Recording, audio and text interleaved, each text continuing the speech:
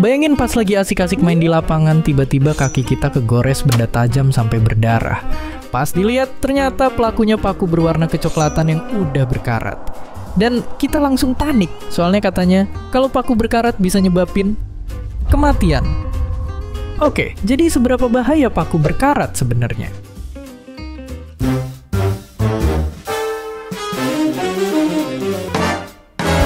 Jadi ternyata paku kayak gini itu bahaya bukan gara-gara karatnya, tapi karena sesuatu yang bersembunyi di baliknya. Ya, permukaan paku berkarat adalah tempat nongkrong yang nyaman buat banyak kuman jahat.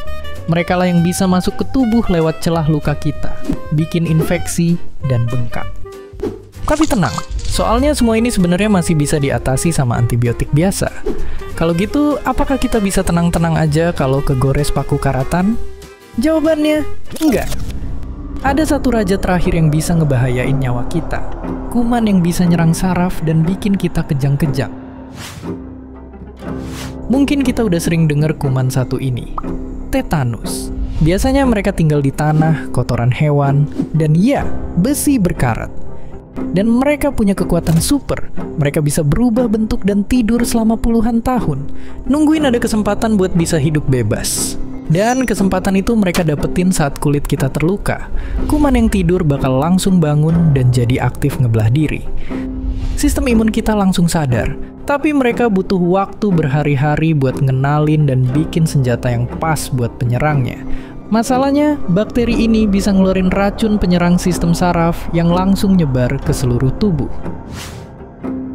Gilanya, meskipun udah kena racun, gejala tetanus kadang baru kelihatan 3 minggu setelah keinfeksi. Kalau udah kena, awalnya rahang bakal kekunci, bikin gak bisa ngomong dan harus makan lewat infus. Terus lama-lama, dampaknya nyebar ke leher lalu sampai ke tubuh, bikin punggung melengkung dan kaku kayak patung. Sungguh mengerikan. Kalau dibiarin terus, racun bisa nyebar ke otot pernapasan.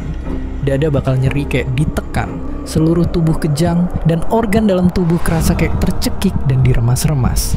Kadar oksigen dalam darah turun drastis, dan tubuh mulai, dalam tanda kutip, matiin organ-organ lain yang dianggap kurang penting buat ngehemat energi. Tapi akhirnya, jantung pun berhenti berfungsi karena kekurangan oksigen. Oke, terus gimana kalau kita terlanjur ketusuk paku berkarat? Pertama, jangan panik dan segera cari sumber air. Bersihin luka kalan pakai air mengalir dan sabun. Tutup luka pakai kain bersih biar nggak ada kuman masuk, dan segera cari pertolongan dokter. Terus, kalian bakal diobatin pakai cairan anti racun dan antibiotik.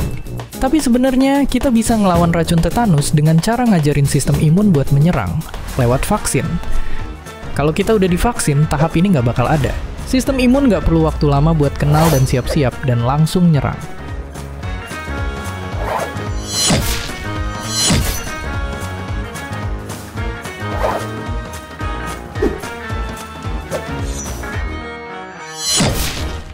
Tapi sayangnya, di beberapa wilayah akses vaksin masih terbatas.